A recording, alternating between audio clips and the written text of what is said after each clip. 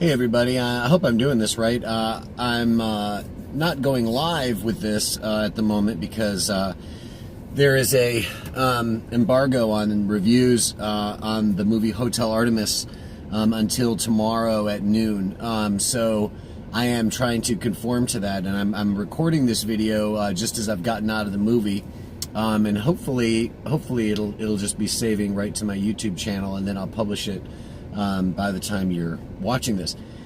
So as you can see, it's nighttime here in Nashville. I'm sitting here in the parking lot. It's Tuesday, the 5th of June. I just got out of the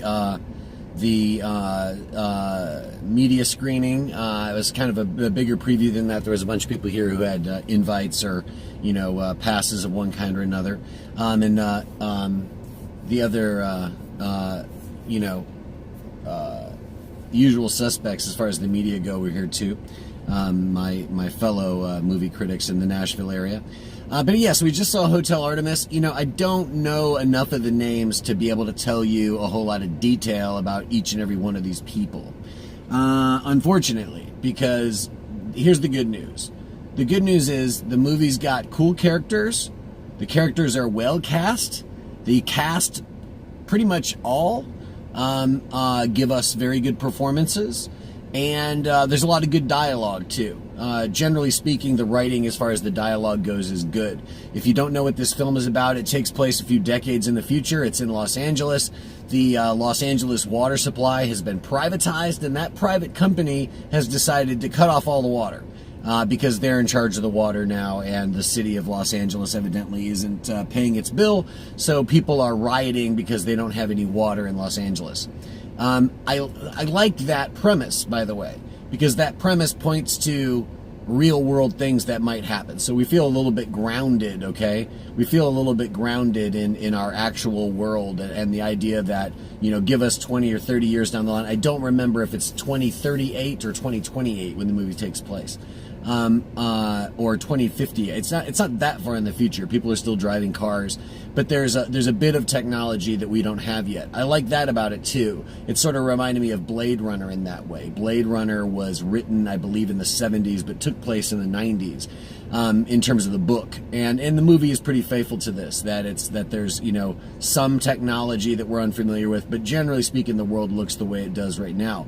Hotel Artemis is odd because it's an old Art Deco hotel, so the hotel looks like a very old-fashioned, fancy old luxury hotel, but then it's also decked out with this tech that's from the future. So the overall effect is very it's almost very steampunky. You've got this hotel from the early decades of the 20th century, and it's equipped with medical equipment and security equipment and communication devices from the middle of the 21st century somewhere. Very cool. It looks great. They do a good job with creating the look of the movie and stuff. I'm sorry, I got to keep on. My phone wants to focus on what's going on back here. Let's give these people some privacy. Maybe we can sort of just keep it on us. So the movie's got a really cool, visual look because of this. The whole movie mostly takes place in the hotel. The riot is happening, and in the middle of the riot, there's a group of gangsters who are trying to rob a bank, and they basically realize that they're not going to be able to get the safe open, right? The vault. They're not going to be able to get into the vault, which was their intention. But then they also realize, because it's the middle of a riot, they realize that all of the working class people who are standing in line at the bank when they arrive to do this heist, they realize that all those people have been sent there by their bosses, their millionaire bosses, to hide their shit in the bank because here comes the riot.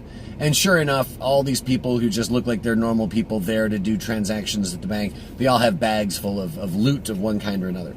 So they take what they can get, the gangsters, and then they try to run. But things go awry. And when they do, some people get hurt, and at that point they make a phone call and they head for the Hotel Artemis.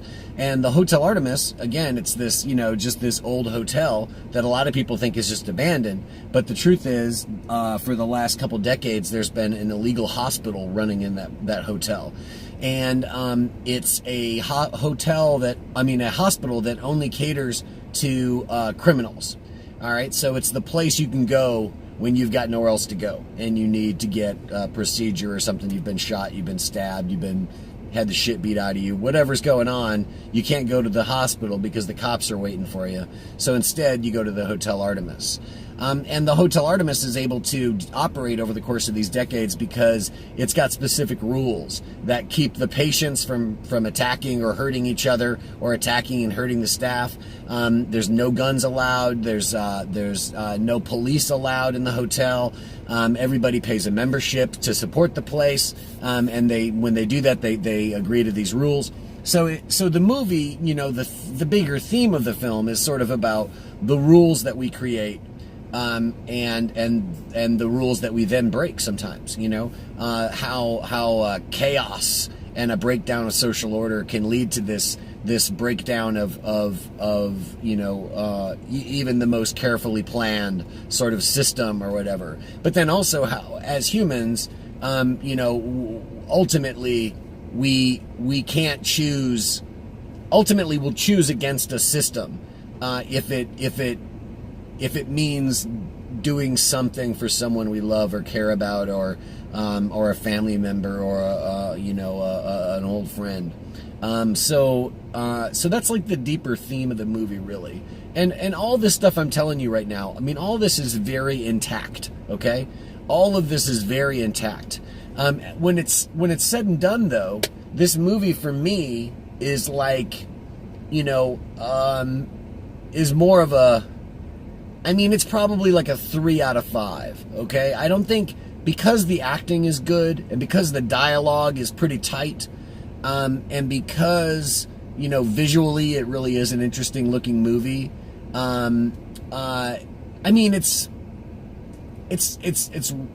It's got really solid bones, this movie does. So let's give it 3 out of 5.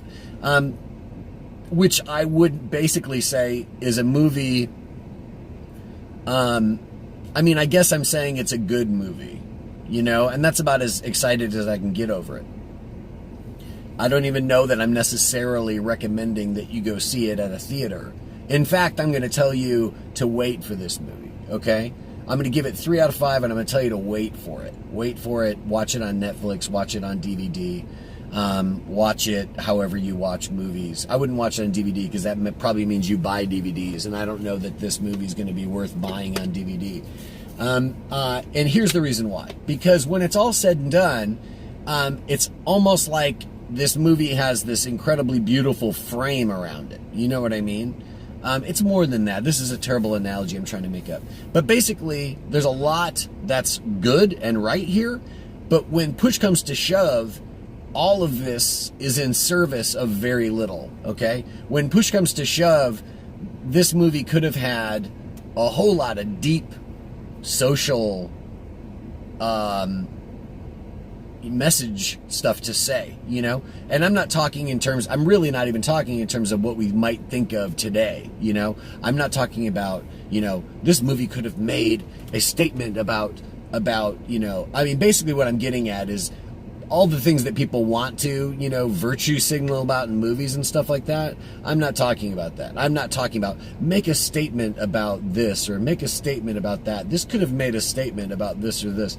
What I'm getting at is this movie could have spoken to the thing that politicians, movies, music, almost nothing ever really speaks to in America.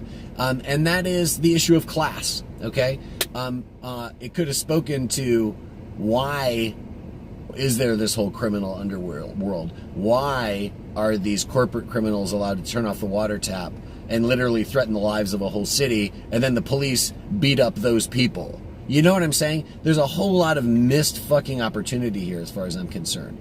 And I'm not talking about turning this movie into a message of some kind. I'm just talking about making a good movie, that necessarily knows that it's on a hot topic and an interesting topic and really a provocative topic. If it would have really gone there and talking about class and criminals versus, street criminals versus corporate criminals and stuff like that, you can see all the angles, man, that this movie could have taken on. But instead, it takes on really almost nothing. It really is it's nearly almost just an exercise in style alone. You know what I mean? This guy is a British director. I'm so sorry I can't tell you his name. Pierce, I believe. Pearce is, I think, his last name. Okay? And he's got a bit of a resume, but this is his first directorial debut. He wrote and directed the film. Okay? James Pierce, maybe? I really feel dumb for not being able to tell you all these details, but this is part of the beauty of the instant review. I'm not that familiar with the actors or the director of this film. It's his first major feature that he's actually directed and written. So he's written a few other movies. He's done some stuff, right? But here, it really feels like an exercise in style over substance. It really feels like, and it feels unfortunate because some movies are strictly just style, right? And that's all they can be. That's all they ever were. That's all they were going to be. That's all they became. This movie feels like a movie that could have been a lot more. So it's almost more of a letdown because it feels like this movie could have been a really provocative, interesting film that happened to have, like a sexy style and some cool action and some rad characters and, actors that people love like Jodie Foster, who's in the lead role. She basically plays the nurse who runs the Hotel Artemis.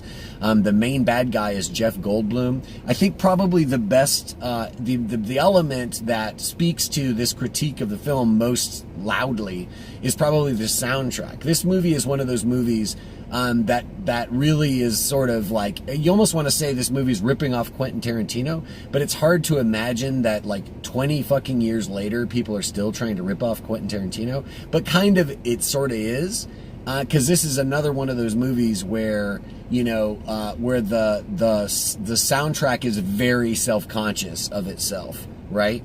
And the soundtrack sort of speaks, for no good reason, the soundtrack sort of speaks to the 1960s and 70s. I have no idea why it's doing that, right? But it is doing that. And the movie starts with the song California Dreamin', right?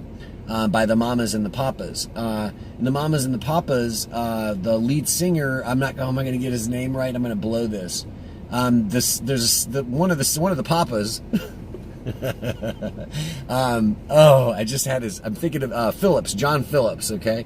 One of the Papas has a solo album later in his career that's called The Wolf King of Los Angeles. Great album, by the way. I love that album.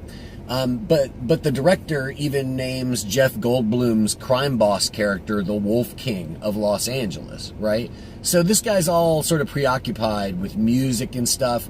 But ultimately, that's the thing to me that tells you where his attention is. His attention is with, isn't this cool music? Isn't this a cool looking set? Isn't this a cool character? Isn't this a crazy scenario I've dreamed up?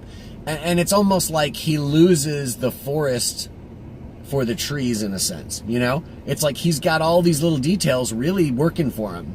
I can say a lot of good things about this movie, but ultimately, I think I probably said it best when I said that, at the end of the day, it's all these really well done, really realized elements that are in the service of very, very little. So Hotel Artemis, not so much for me. If